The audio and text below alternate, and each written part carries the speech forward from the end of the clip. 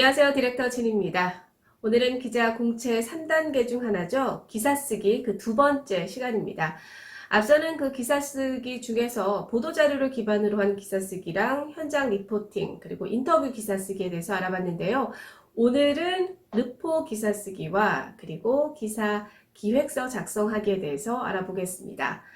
르포 기사라고 하면 어떤 기사를 말하는 걸까요? 바로 현장에 직접 나가서 취재를 한 다음에 기사를 쓰는 걸 우리가 르포 기사라고 합니다. 이 르포 기사에도 굉장히 여러 가지 유형이 있는데요. 기본적으로는 이걸 어떻게 진행을 하냐면 보통은 이제 현장 나가서 2시간에서 한 5시간 정도 취재를 한 다음에 보통 해당 언론사에 들어가서 한 2시간 정도 기사를 작성하게 하는 게 대부분입니다.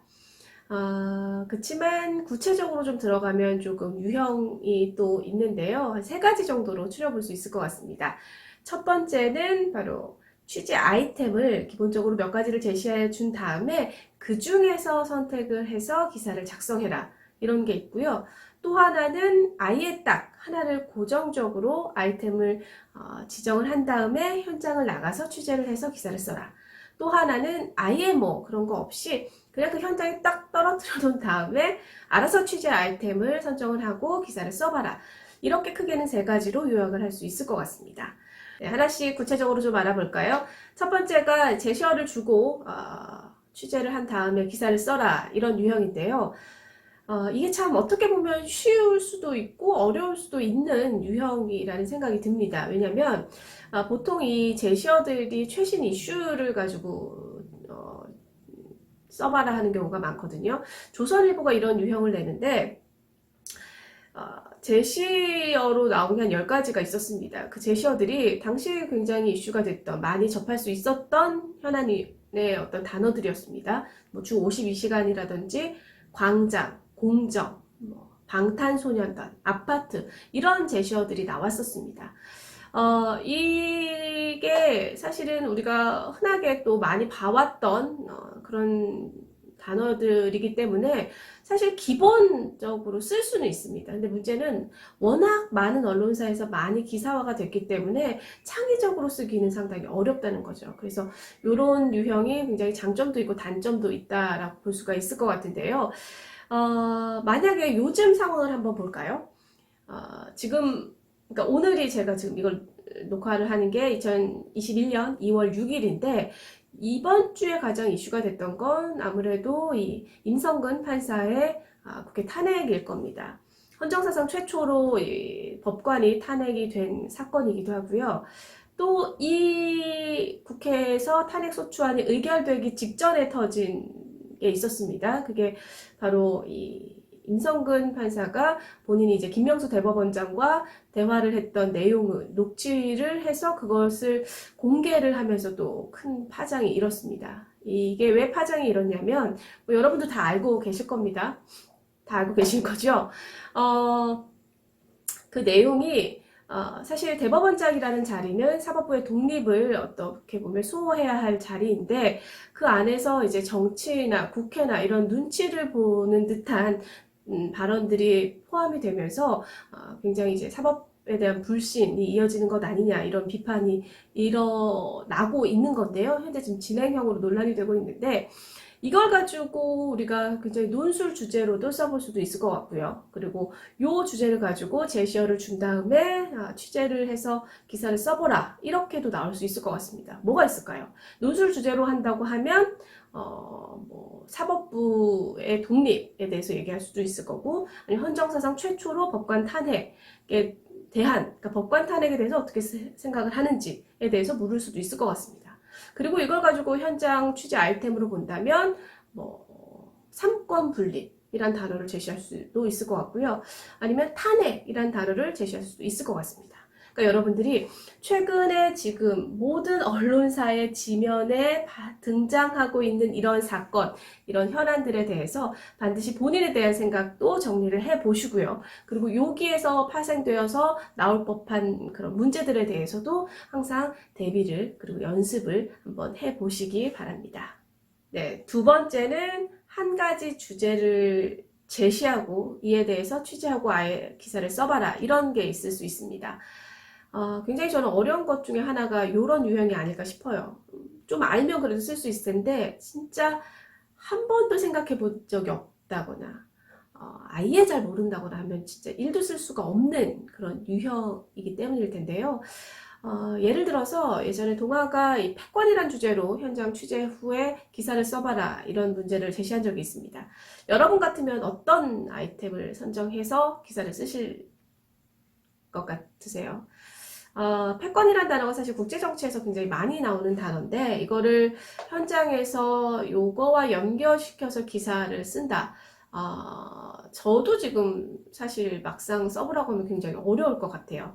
이 패권이란 게 사전적인 의미로 보면은 어떤 권력이 어떤 분야에서 이 최고의 자리에 있는 사람이 누리는 그런 힘, 뭐 권력 이런 것들을 의미하잖아요. 그래서 과연 이걸 내가 만약에 광화문이라는 공간에 본인들이 놓여 있고 이 패권이라는 주제로 취재를 해서 아이템을 선정해서 기사를 쓰라고 한다면 글쎄요 어떤 게 있을까요?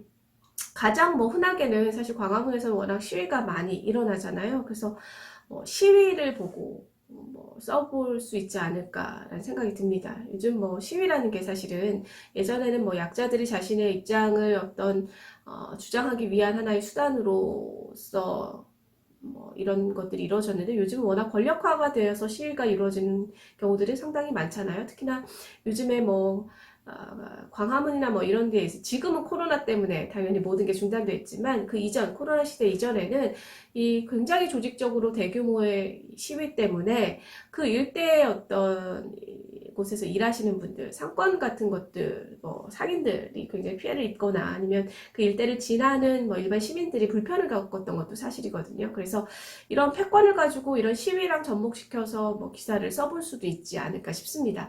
어쨌든 최근 이슈든 현안이든 이런 것들을 평상시에 조금 정리를 해서 취재 아이템 같은 것을 항상 생각해 보셨으면 좋겠습니다. 세 번째는 그냥 정말 말 그대로 현장에 뚝 떨어뜨려 놓고 본인이 알아서 취재 아이템을 발굴해서 기사를 써보라는 유형입니다. 사실 뭐 중앙이나 뭐 MBC나 이런 데서 많이 하는 유형이기도 한데요. 저는 그래서 여러분들에게 평상시에 얘기를 해놓는 게 너만의 취재 아이템 몇 가지를 반드시 가지고 있어라 라고 얘기를 합니다. 그게 이제 뭐 어떤 현장에 내려놓아도 그러니까 장소에 상관없이 구애받지 않는 아이템들 있잖아요. 그런 것들 평상시에 조금 가지고 있었으면 좋겠습니다. 몇 가지 가지고 계시고요.